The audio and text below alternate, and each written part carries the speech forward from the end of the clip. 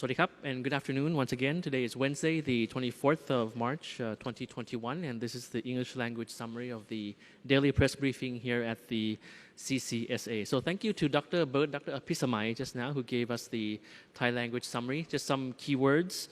She ended with the words perseverance. That's what we need from everyone in Thai society, perseverance. We've been facing pandemic fatigue actually for almost I guess almost a year or beyond a year already. It depends on how you count it. So that's still very important for us to keep our guard up and have the perseverance that we've always held strongly held close to our hearts. Now, another key word is, of course, about our two-way communication. In the past, we've been receiving many suggestions, actually, from both Thai and foreign nationals on various leading information, on various suggestions on how to improve the various impacts of the measures that we've been seeing. So it's very fine for everyone in society to suggest all of this to us, to be vocal in this, and we appreciate it very much because it makes us widen our perspective and able to adjust and become more flexible in terms of the measures and adjust the various practices and schemes and regulations that we have in order to best suit the situation and the context of Thailand, the ever-changing context of COVID in Thailand and around the world. So I'll start off first with the new confirmed cases, the numbers that we have recorded for today. So as you can see on screen, coming up for you, we have 69 cases recorded for today, out of which 17 are from active case finding and 8 from abroad and the rest from local transmission. Now this number doesn't seem very high, but just of course you would see in the news that yesterday on Tuesday, and perhaps some of the other days that we did not have the briefing, sometimes the numbers went up high. For example, yesterday, Tuesday, it was like around 400 plus new cases. Particularly that came from the immigration center, which I'll talk about that in a short while. So it is sometimes high because of the intentional active case finding that we have for each day. But today, recorded is 69. You can see on screen the current cases still being treated right now, still in hospital, is 1,381. And fatalities accumulated now stands at 92. Some observations from the briefing just now. Firstly is that this is the first time actually that the numbers of Bangkok, cases in Bangkok, found in Bangkok are higher than the number of cases found in Samut Sakhon province. So to put that in numbers, in Samut Sakhon, we have 9 cases recorded for today, but while in Bangkok it was 43. So this is the first time. Perhaps this is because of the measures, the strict enforcement that we have had, the various schemes, bubble and seal, if you recall, and all the active case finding missions in Samut Sakhon. So that has actually proven to be successful, and Samut Sakhon, in that province, the situation is now quite stable. So as compared to Bangkok, Bangkok is slightly getting more numbers now. There was also the first case of COVID found in a province that previously had no cases of COVID at all. If you remember the other day, I mentioned CCSA province as that particular province, that formerly they had 0 cases and now they have 1. Now, to report to you today, we have Nong Bua Lamphu province, which previously in the past weeks and months had no cases, and now they have found a positive case due to close contact with a confirmed case from Bangkok. So it's actually from the cluster in Bangkok and someone who had traveled from Bangkok to Nong Bua Lamphu province. In terms of vaccines, the vaccine arrivals have been ongoing. The other day I mentioned about the arrival of the batch of vaccines numbering 800,000 doses, and that batch of vaccines have been distributed to up to 22 provinces around the country already. And these 22 provinces include provinces in the border areas of Thailand with our neighboring countries, because as you know, border trade is very frequent. It's It's happening all the time. There's a lot of people involved. It involves boundary travel as well. So therefore, it's very important, and that is why exactly our focus has been on vaccinating people in the border provinces of Thailand with our neighboring countries. Now, Dr. Apisamai also mentioned about the infections, the cases in the Immigration Bureau's detention center. So yesterday, the Ministry of Public Health reported a high number of confirmed cases, which might have caused some alarm since yesterday. Around 400 plus cases were recorded yesterday. The CCSA we have to clarify that most of the cases were found in the detention center in Khen and in Suan, Phlu, within the detention centers. And of course, these positive cases have not been in contact with the general public.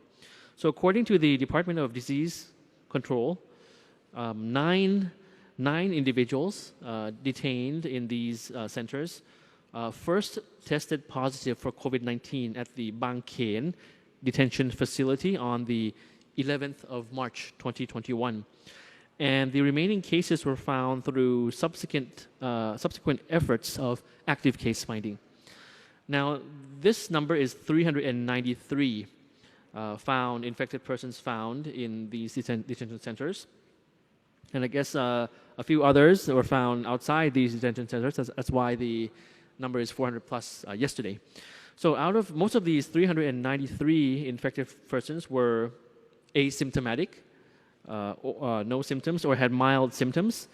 And they were immediately isolated and have been treated in hospitals according to our protocol, or hospitals or at the newly set up field hospital at the stadium of the Royal Thai Police Sports Club on Wipawadi Rangsit Road, which could accommodate up to 300 patients at one time. And for the time being, the Immigration Bureau's detention facilities in Bangkok were closed to new detainees. So they won't be receiving new detainees. Detained illegal migrants who were free of COVID would be transported to the Ministry of Social Development and Human Security's facilities instead. The Public Health Ministry assures that the situation with regard to the detention center is under control, and the positive cases have not been in touch with the general public at all. All persons being treated in the same standard practice as with others, the general population outside the detention center if found positive. And they will be tested to ensure that they are COVID-free before being released from the healthcare facilities. Just additional update on the situation in general. During the CCSA meeting yesterday and today this morning, the daily meeting, the Deputy Provincial Governor of Samut Sakhon reported that the health authorities have continued to conduct active case findings, around 1,500 to 2,000 active case findings per day. However, only 3 cases have been found from active case finding yesterday, which indicate that the situation in Samut Sakhon has significantly improved. And as I mentioned, the number in Bangkok now per day is higher than the one in Samut Sakhon. And later this month, the province will receive another 100,000 more vaccines and will continue to inoculate people in the high-risk groups to rid the province of COVID once and for all. Now, for public transportation, that will resume today for Samut Sakhon. The governor of Prachuap also had a video conference with the CCSA meeting today. And to mention about the Bang Khun Thien district in southern Bangkok, 17 workers were in a bread factory in Bang Khun Thien district were found to be infected lately. So the initial carrier of this small cluster in Bang Khun Thien was a migrant worker who was tested during the process of extending the work permit. and all high-risk persons have been immediately tested and isolated as a result. So the CCSA would like to assure that the situation is being closely monitored, be it the cluster in Bang Khun Thien in Bangkok, our success in Samut Sakhon, and in other areas, the border provinces of Thailand and the like. So the Prime Minister has reiterated that the relaxation of disease control measures will continue to allow more businesses to be opened. And therefore, we'd like to urge the public to remain vigilant in practicing DMHTT to prevent the further spread of the virus. So basically, this is what I have for you, just a recap of the summary that Dr. Apisamai had briefed to you just now. Just before closing, just to wrap up in terms of the international travelers who have entered Thailand since last year. As you recall, travel around the world was halted since last year. It's being opened gradually in many countries around the world. In Thailand, we have had that. So today, I can say that we have reached a benchmark in terms of international arrivals in Thailand. Particularly foreign nationals, not including Thai nationals, who have been repatriated back. So for foreign nationals, a benchmark for today, because the Ministry of Foreign Affairs has issued up to today more than 100,000 certificates of entries, COEs for foreigners already. To be exact, I think around 100,700 or 101,000 within that number plus minus. Up to today of COEs issued for foreigners. And from this number, there are, of course, many categories, many types of visitors. Those who have work permits and you know all of that. Foreign nationals with foreign students, foreign nationals with Thai families, tourists, those with other special tourist visas and the like. But of this number, 100,000 plus COEs, around 16,000 were actually categorized as tourists. So you see that the number is not very high, but there are entries of foreign nationals, but particularly for as tourists, tourists per se, it's not very high. So we hope to see this number of visitors increase in due course as the government is preparing to relax the quarantine measures starting on the 1st of April next month, as we have talked about already. Relaxing measures, the number of days of quarantine from 14 to 10 days for those arriving in the country, and for those arriving in the country not coming from countries with the variant strain of the virus. So we'll be working on that vigilantly, and as well as with other relaxation measures as we move towards more normalcy.